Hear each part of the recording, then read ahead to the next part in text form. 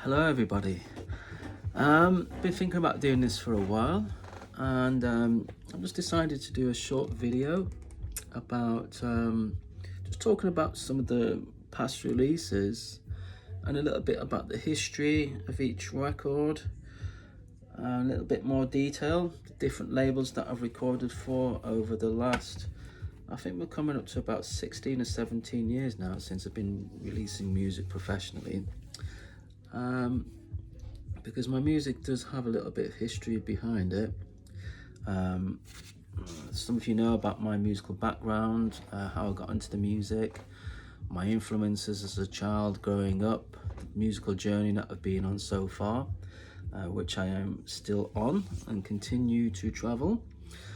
So in no real chronological order, I've just pulled out randomly just a few of the records and CDs, etc. that I've released on. So the labels we're going to be talking about today are Wave Records, Madhouse Records, Mule musiq from Japan, Freerange Records, and Ostgut.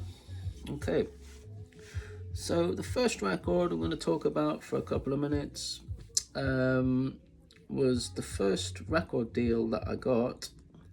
It was a legendary record label from New York City, and the owner was a legendary producer and sound engineer called Francois Kevorkian. Now, when I was a child growing up, my father was a black music lover. For those you didn't know, I'm of mixed parentage. My mother is mixed black African, and my father was white European. So my father was a black music lover. I was born in the 1970s, a classic era of black dance music, and he was very up to date with all the current trends in black music. And my house was full of records, cassettes, all different music types. So I remember during sort of like the disco period in the 80s, a record being played at home was by a group called the Strikers. The track was called Body Music, and it was I think it was engineered by Francois Kevorkian. And anyway, the first record deal I had, like I say, was this one. And the title of it was Deep Joy. It was a 2-track EP, and it was on Wave Records. So it was kind of connecting the dots there back to my childhood. And I was always a massive fan of Wave Records, as most sort of like quality house heads were. So after quite a lot of perseverance and building up a good rapport with the A&R guy, Brendan Moeller, I got a record deal. And this was producing music on very, very basic equipment. I was using Reason at that time. I think it might have been Propellerhead Reason 4, something like that. I had a really cheap laptop, Toshiba Satellite, and a pair of basically computer speakers with a subwoofer. And lots of late nights. I came up with this 2-track EP, and can you imagine, during that time when the quality control was really high, getting signed to such a major label like this, Wave Records. Then within the space of just a couple of weeks after that, I got a record deal with a legendary label from France called Versatile Records, which a lot of my house heroes had released on. So that was another amazing feat. A few weeks after that, I got a record deal with arguably the best electronic dance music label from Asia, called Mule musiq. Again, during that time, they were releasing a lot of classic and quality music by all of the top producers at that time, like Henrik Schwartz, even Theo Parrish, Chateau Flight, the list goes on and on. Of course, Koneyuki Takashi, amazing producer. One of the first remix projects I worked on was for somebody that I'd admired for a long time. It was a producer from, I believe he's from Detroit, called Alton Miller, who's a real deep house producer legend, and couldn't believe it when I had the opportunity to remix him. And this was during a time where you had to earn the opportunity to remix a quality producer's music, you know. You had to have already proven that you were capable of matching a producer's work the same standard. So here's that track, Alton Miller, Can't Hide It. Still got the vinyl of that. Again, I produced that remix using Reason. A lot of my early releases I made using Reason, which for me was an amazing like band in the box. It was only as I had to get more and more into remixing people's tracks, I found it easier to do it using Ableton. That's the only real reason why I moved over to Ableton and away from Reason.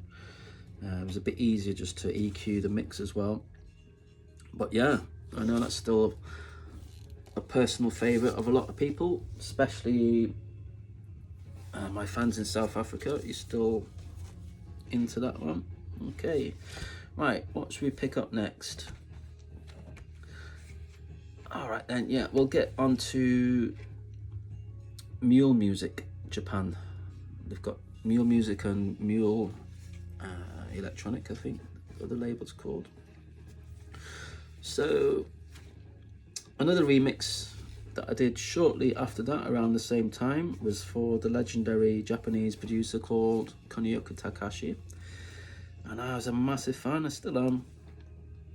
And when the record label owner Toshio Kawasaki invited me to remix one of his tracks, it was one of those situations where it's like, fuck, how the fuck can I produce something quality to match the productions of somebody who I regard so highly?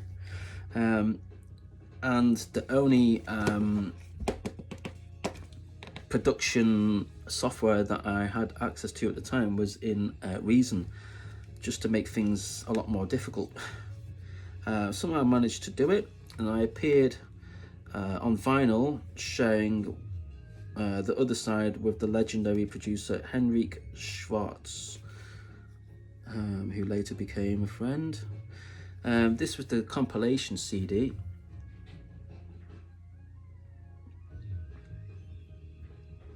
So the track that I remixed was called Birds, and it's an amazing CD compilation.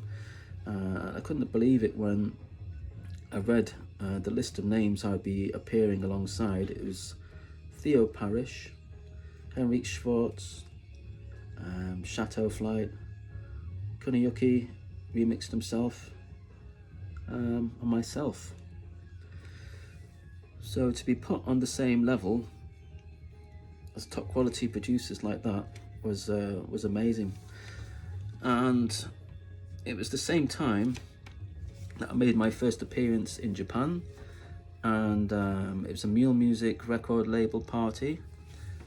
We were scheduled to play a legendary club called Club Yellow, which was one of the real top clubs in the world, real most exclusive clubs. They didn't even have a sign outside, basically, which said Club Yellow. It was really underground. It was in the Shibuya district of Tokyo. And I met Koneyuki for the first time during the day, doing a sound check, and played in my remix for the first time over the sound system. That was a really amazing experience, and we sparked up a very good friendship since that moment. So I've released other EPs on that great label from Japan also, Mule musiq. Okay, right, what should we pick up next? Okay, let's talk about my first album, which was on Freerange Records. There you go. As One. Okay, so this was recorded in Berlin.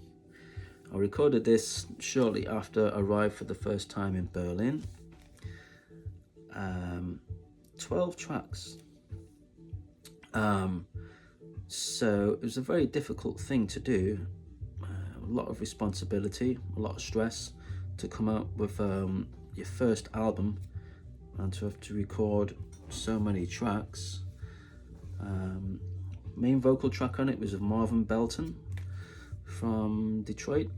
He's an amazing singer, and it was such a privilege and honor to work with such a classic singer on the album. And as you know, I've released around 20 singles apart from this album for Freerange Records. Record label owner Jimster, his father, the band leader and drummer of a legendary jazz funk group called Shack Attack from the UK, he was still active now, touring.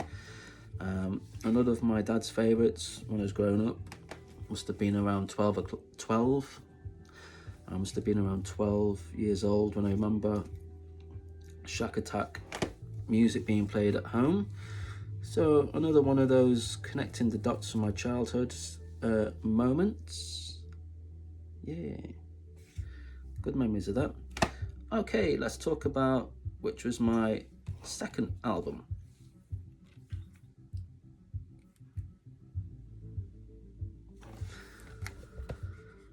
Okay, this album came out on Madhouse Records. So after quite a long period of stagnation, the record label was launched, and I think maybe I was the first person to release again, to sort of relaunch the record label. And after a couple of quite successful EPs, I was asked by the label to release an album.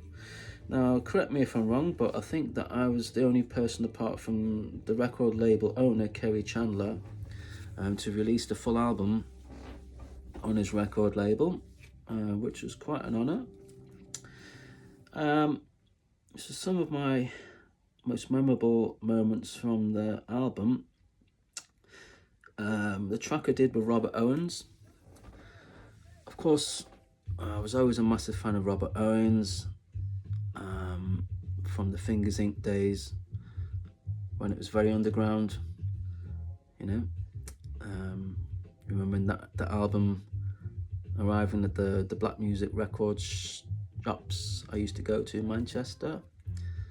It's crazy to think back then that in the future I would actually be recording an album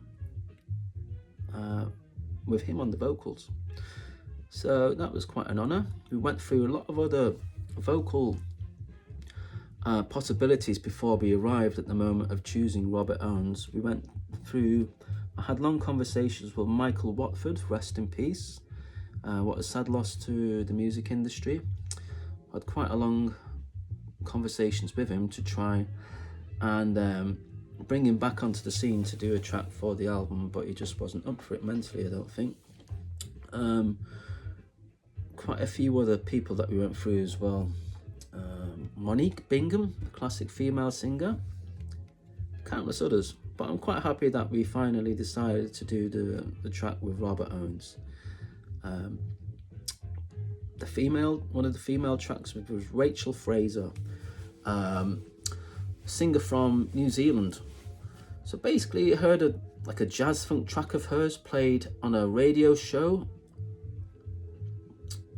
presented by an old friend of mine called Mike Chadwick, who used to own Decoy Records in Manchester. He was now the manager of a famous jazz fusion group called Snarky Puppy. And I thought, she's a great singer. And I somehow got in contact with her and realized that she was living for a while in Berlin, just around the corner from where I was living. And yeah, we collaborated on this track. The track was called Take Me With You. Again, still very relevant today, it appears to be. I know my South African fans, they're still a big fan of that track.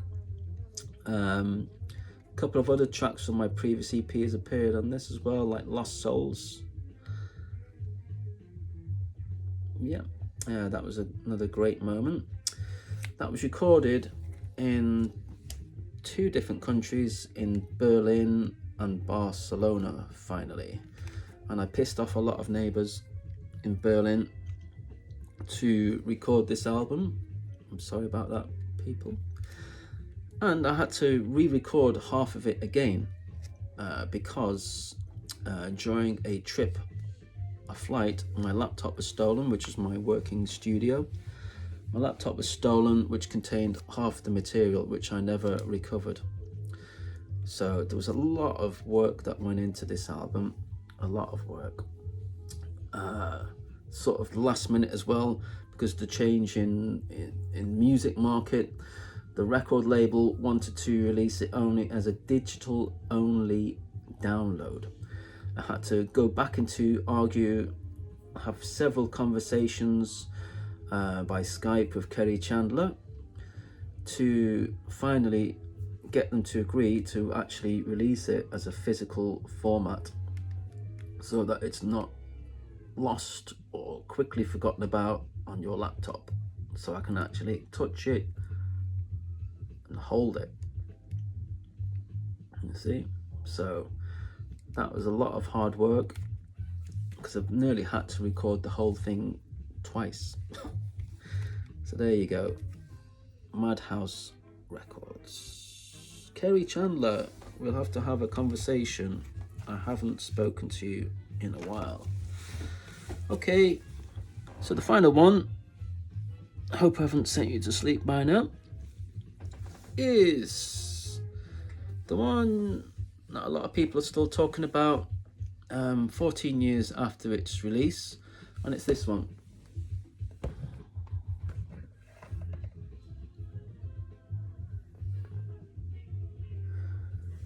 Okay, so story behind this track. I was living in Barcelona, and there was an economic crisis about 14 years ago, maybe, yeah. And for a short period of time, I was without a permanent address, let's just put it that way. And I was in a pretty desperate situation. Got myself back on my feet and started producing again, and came up with this track called Found a Place.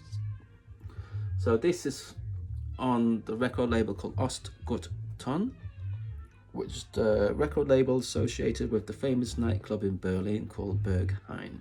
Okay, so I was good friends with, hopefully I still am, one of the residents called Len Faki, who I'd released several records for on his own record label, Len Series, previously. So he informed me that he was in charge of compiling the Berghain Free mix CD, and wanted to include a demo that I'd sent to him, which was a 90s piano house track on the mix CD. As it was just an extra track that I had lying around on my laptop, I said, yeah, okay, let's go for it. Thinking really that at the time it's really an irrelevant track, because as far as I was aware, at that period nobody was really playing like 90s house music. While I was digging back into the 90s, just remembering some of the classic tracks that I used to dance to in some of the big clubs like the Hacienda in Manchester. Tracks like, yeah, of course, like Inner City, Big Fun, etc. So yeah, I was very surprised when he wanted to sign a 90s house track when the club was famous for being like a pretty much hard techno club, really, apart from Panorama Bar upstairs, which is a bit more housey. So when it became a success, when it was released the following April of that year, I was very, very surprised that it was the standout track on the mixed CD. So I shared vinyl with Radio Slave at that time. So when he announced that to me, I thought it would just be overshadowed by a Radio Slave track. So I was very surprised that people sort of took preference for my side of the vinyl on this. Okay, everybody, I just thought, like I say, I would talk you through just some of the quite vast catalogue of music that I've been releasing over the last 16 years now. Thanks for everybody's continuous support. For the near future, my main output for music will be the excellent Soul Room Records, based out of Scotland. Again, I'm giving my thanks to the record label owner Darren Stewart for constantly supporting me and allowing me to do what I do. Okay, so keep an eye on my Facebook page, everybody. Instagram, I'm not using that much, really, to be honest. As you know, I'm not really a big fan of social media. For me, the important thing is that I'm just producing good quality music. Okay, enjoy, everybody.